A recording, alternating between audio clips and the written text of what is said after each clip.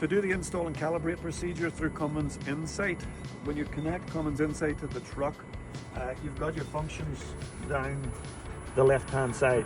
You're going to go to ECM Diagnostics and Tests. Here we're going to go into Actuator Install and Calibrate. Next. And it's going to give you a warning. It's not a functionality test, it's not a hysteresis test, this is an install and calibrate. So the first thing you've got to select from the drop down is we want to install the actuator, and it's going to say the actuator must be removed from the turbo.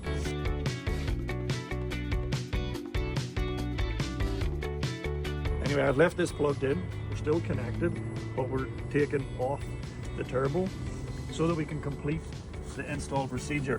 So we're going to say start. It's going to ask me again, did I take the actuator off the turbo? I'm going to say yes, and then it's going to send a signal to tell the gear to go to the 0 position. Our next step is to perform the calibrate. So we're going to calibrate the actuator, and it's going to say the VGT actuator must be mounted to the turbocharger before proceeding. Okay, now we'll mount it, making sure our sector shaft is over to the hot side. You'll see a dowel hole down inside there. They must line up.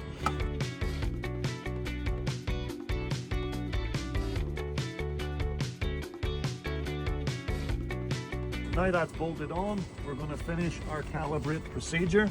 So we're going to click start, and it's going to say, did you bolt it on? Yes, I did.